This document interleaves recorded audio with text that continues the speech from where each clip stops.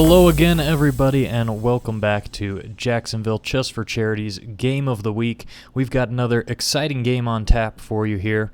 Now, we've taken a little bit of time off, didn't have a ton of submissions from Monday Classical, but the Fall Classic was played this past Saturday, and a lot of players showed up, over 43 participating in the tournament, and we got a lot of very strong submissions. But the game I want to go over today is a game from one of my former students, and yeah, maybe that makes me a little biased, but this is just a really beautifully played game from the white side here, and that's a game played by Chandler against Varshith Ghone. And in this game, what we're going to see is a Ruy Lopez and kind of a style of the opening that I've formerly have worked on with Brooks, and Brooks really does a good job of highlighting the dangers for black that can occur in this opening and later on in the game, and really shows a very strong victory from the white side. So I hope you enjoyed this one as much as I do, and without stalling anymore, let's go ahead and dive straight into the action from this week's Game of the Week. So e4, e5, knight f3, and knight c6. These are the starting moves for the Ruy Lopez. And after bishop to b5, the standard sort of exchange that's up in the air is always, white's maybe thinking about taking this knight, removing the defender, and capturing on e5. Of course, this doesn't work so well all the time because black has moves like queen to e7 in order to get back, d6 to regain the tempo, lots of different options for black in these sort of positions. White doesn't hurry to play this, but that's always one of the central themes that's floating in the air in these Ruy Lopez's. After knight to f6, black counterattacks in the center, and white plays the move d3. Now, this maybe deviates from a lot of the more popular moves. There's a lot of lines in the Ruy where white decides to go ahead and castle kingside, prepare to play d4 right away, the center can become open up, and perhaps you might even end up in a Berlin endgame. This particular line with d3 is aimed at a little bit slower approach. White is going to safeguard this pawn on e4, make it a strong point, and then look to more slowly take the center. If black does not react very quickly and actively, white is going to have some clear plans in order to counter-strike with moves like c3 and d4, and some potential maneuvers that we'll see in this game as it unfolds. So black continues with the move bishop to c5, good developing move, putting the bishop on a strong diagonal. White castles and d6 from black. So far, things look pretty standard. Both sides are bringing their pieces into the game, trying to find active squares for them, and following good opening principles. Now white plays the move c3, and already we can sort of see that plan we talked about before. White's starting to get a little bit more control over the d4 square, threatening to play d4 and gain tempo on this black bishop on c5. One common move here might be to try to bring the bishop out to g4 in this sort of scenario. However, Varshith with the move castles kingside instead. And this is a perfectly fine move as well, moving the king over toward safety, getting ready to connect the rooks. Everything's looking pretty standard. However, after castles, Brooks goes ahead and plays h3, and now this idea of bishop to g4 is going to be off of the table for black. No longer can it come to this nice square to pin the knight. After a6 from black, trying to gain a tempo and ask the bishop, what are you going to do? Will you trade off for the knight, or will you retreat? Brooks decides to retreat with bishop to a4, and after b4, the move bishop to b3. This bishop on b3 can become a very dangerous piece if black allows it, as on this diagonal it pins this pawn on f7 and potentially could lead to some tactical shots down the road if black isn't careful in order to sort of nullify this bishop. Sometimes black will play moves like knight a5 even in order to trade it off all the way or force it to retreat to c2. Bishop to b7 from black, and this is a standard developing move. However, what we're going to see in this game, one of the things that I want to talk about is making sure that your development has a clear plan. And what we see over the next several moves is Brooks's development, the moves that he makes lead to a clear plan and a clear sort of way to improve white's pieces. Black sort of stifles out. he gets to this part of development, and there's a few moves that happen here over the next few that I'm not so sold on for black, and I'm not so sure what the plan is. And I think it's really key in these positions to understand what your plans need to be. One thing that Anatoly Karpov, one of our former world champions, said, he was once asked, what separates the amateur players from these very strong grandmasters, the professional players? And one of the things he said was amateur players understand to develop their pieces. They understand king safety. They understand these general principles. However, more often than not, what you see is the pieces will go to squares without a clear plan. The professional players not only will develop, but they will have clear aims in mind, clear goals for every one of their pieces, and that's really what starts to separate out that higher caliber of chess. So let's see how white is able to go about creating those plans and taking over some key squares in this position. Rook e1, and this move may not look very threatening at first. However, it has a couple very specific things in mind. For one, you might think, well, doesn't this weaken the f2 square? But it's not so easy for the knight or the queen or any of black's pieces to pile on after this h3 move that's controlling g4. So not so worried about f2 at the moment for white. However, the one thing it does is it frees up this f1 square, and we're going to see over the next few moves what white does with that. Bishop to b6 from black, and this can be a useful move. Oftentimes this knight will come to a5 and follow up with moves like c5 and c4 here. However, we see a little bit of inconsistency with that plan. White plays the move knight b to d2, and now we can see white's idea. He's heading for the f1 square with the knight. And rather than continuing maybe with this idea of knight a5 and c5, c4, here we see the move h6 from black. And this is where I think black starts to sort of mix some ideas. h6 does control the g5 square, stops moves like knight to g5 or bishop to g5 in the future. However, after the move knight to f1, one of the things that's happened here is even though the bishop cannot come to g5, it's already sort of developed itself, because now this bishop on c1 has a clear target, the h6 pawn, and while that may just look like a sacrifice, and right now it may not look like a very good move, you never know when the moment might strike or the moment might come where the pressure this bishop exerts on h6 is going to be able to make a key difference. Also, the other thing here in this sort of position, now that h6 has been played, there's another critical square in black's camp that becomes weakened, and which black should really be careful about here in the next couple moves. Now, this may not seem completely obvious if you haven't played these sort of positions before, but what camp is a big, or what square poses a big hole in the black camp right now? The answer to that is f5. And f5, it's true, black could kick a piece that goes to f5 with the move g6. However, that becomes significantly harder now that this pawn has been pushed to h6, because playing g6 will weaken that square. So if white can, for example, play a move like knight h4 to f5 or knight g3 to f5, either one of these knights coming to the square, it'll be very difficult for black to achieve the move g6, because the h6 pawn will hang, and either a knight or a bishop could be able to take that piece, perhaps even with check. So this h6 move is an idea that is meant to stop the bishop's development, but because of that gives white a clear plan, control the f5 square, and if black wants to stop this, he's going to need to act fast with moves either like knight to e7 or maybe king g7, king h7 followed by g6. However, black plays the move knight to e8, and this allows white to continue going forward with those positional ideas that we've already mentioned. Knight to g3, putting pressure, preparing to come to f5, and once again black can't play g6 immediately because the h6 pawn will just become a nice tasty treat for the bishop.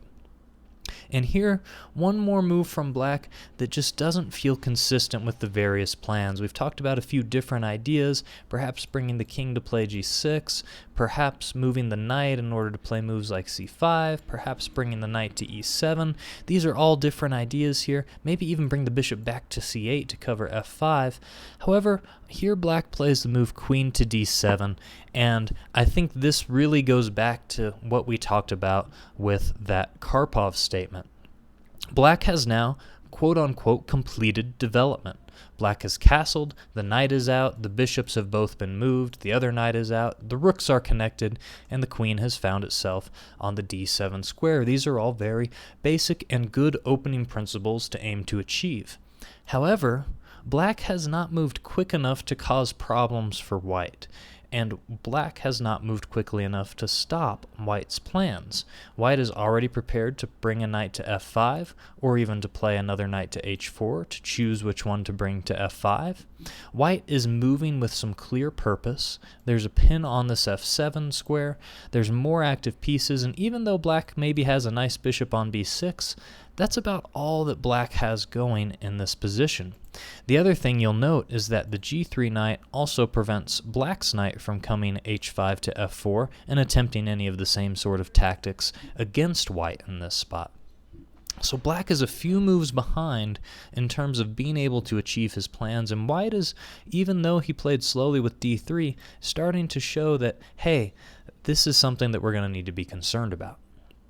Brooks plays the move knight to h4, not only eyeing the f5 square, but don't forget this f7 pawn is pinned. It might not be something that's going to accomplish a whole lot right now, but that knight could even jump into g6 if the moment presents itself. Rook a to d8 from Varshith, and once again we see that this is the sort of move that sort of goes back to those opening principles, but is not in line with the plans that Black is having, nor is it preventing White's plans. White is getting a free hand here, and we're about to see why the plans that White has on the Ruy Lopez can be very dangerous if White is allowed free rein to go about their business. So how can Brooks leap into the advantage here and start going for the attack? Well, there are a few different moves. Obviously, either one of these knights could come into f5. Both of those look very appetizing and appealing.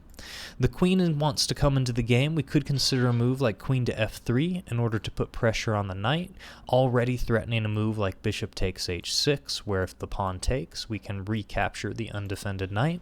So there's lots of ways to put pressure on the position. Brooks decides to opt for the move knight to h5. And this also is a very principled move. Now, while it might seem that, hey, we're offering to trade off pieces, and perhaps White shouldn't be trading off pieces if they're going for the attack, there's really only one piece over here that is defending the Black's kingside. That's the Black knight on f6. So by trading off the knight here, suddenly White is going to have a slew of pieces swarming the Black king. The bishop is ready to come into the attack, the knight on h4 is ready to hop into the action, the white queen is ready to come to g4, h5, and the bishop on b3 knifes along the long diagonal, whereas Black's pieces are all tied up on the queen side and not very capable of getting over to help out very easily. This is the perfect moment for White to be able to strike. There are lots of ideas in these sort of positions, and anytime you're able to go on the attack and have multiple more pieces aimed toward the king than your opponent can bring to defend, there's going to be some nice shots and chances for you to take. Black opts to trade the knights with knight takes h5, and after queen takes h5, we already can see how scary this white attack is starting to look. f7 is under a lot of pressure, the bishop's getting ready to come in, the knight still wants to come into f5 and just blow apart the day, and perhaps even if the opportunity presents itself, maybe this rook could even dream of lifting itself into the position, though that's not happening right now with the bishop on the diagonal covering e3, but lots of ideas for White, and Black really needs to find a way to get his defenses together, and unfortunately here, now finally Black's sort of original plan comes to play, but it's a little too late. Black plays the move knight to a5 here. Knight to a5 is of course aimed at trading off this b3 bishop, relieving some of the pressure on f7. That would be nice. It has some dreams of playing c5 and c4, but this is the sort of move that should have been played 3 moves prior, before queen d7, before rook to d8. Now that White has already developed all these pieces, it is too little too late, and the time is right to strike. So this is a very critical position in the game. There are many ways for white to be better, but there's one move that is better than all the rest. So pause your videos, make sure to take a minute, look at the position, work through all of the ideas tactically. White to play here and win. How do you deliver the crushing blow? So hopefully you've paused those videos, looked and thought about it a little bit. How should white finish this off? Well, Brooks rose up to the challenge here, and you might have guessed it. This is the move we've all been waiting for. Bishop takes h6. Here comes the sacrifice. The bishop diving into the position. Of course, if black takes that piece, it's going to be very, very scary, very, very quick. Queen to g6 is check because the pawn is pinned. There's no recapture that can happen there. If the king comes to h8, you can take with check and repeat and just keep getting in better position that way.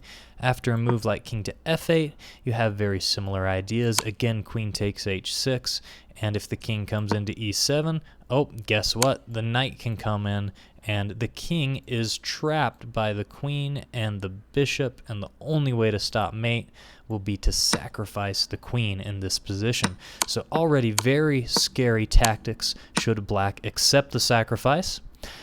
In the game, black chooses not to accept, instead to play knight takes b3, relieving the pressure of the pin here, taking a piece, and maybe threatening even to take this rook on a1, so maybe black can get out of this without material losses. Suddenly white's lost a piece, and the rook is under attack, and the bishop is under attack. If black can survive, well, maybe black has some winning chances, but not just yet. How can white finish off this game? Another key move in this position, bishop takes g7, forcing the sacrifice forward and forcing black to capture this bishop because, well, you cannot ignore the bishop any longer. The threat is queen to h8, checkmate, and there's no way to prevent that without taking the bishop. If you get greedy, then of course, thank you very much, the game is over. So grabbing material will not work. You have to take the bishop on g7, and now where has all of the king's protection gone? He's drawn out into the open. Can white finish off the attack? Is there enough firepower here? So what's the next move for white? Of course, knight to f5, and now that the king is stuck, we're getting control over critical squares in here, e7 and g7, and there's really not a lot of good options left for black in this position. If the king moves anywhere, well, if you go to f8, you're going to have mate on the back rank. That's not going to be any good. If you come over to g8, now it's just going to be mate in 2. How do we accomplish that? Couple different ways. Queen can come to g4 or g5, followed by going to g7 with mate on the next move. So the only way, once again, to prevent the mate is going to be for black to sacrifice the queen for the knight. Well, Brooke happily accepts the queen's sacrifice, taking back the piece, and now we've got to take stock once again of what is happening. Hey, black has sacrificed the queen, but isn't black about to win this knight on a1? And at that point, I see 2 rooks for the queen against 2 bishops for the rook. Isn't white down material? Why should white not be still losing this position?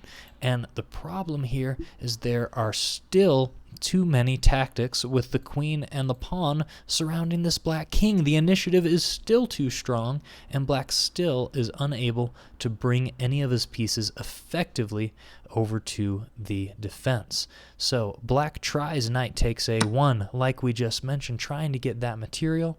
However, after the move queen to g5, this is the only move here that white can play that's going to be winning. Queen to g5, the key to all of this, and unfortunately, black's king is going to get stuck.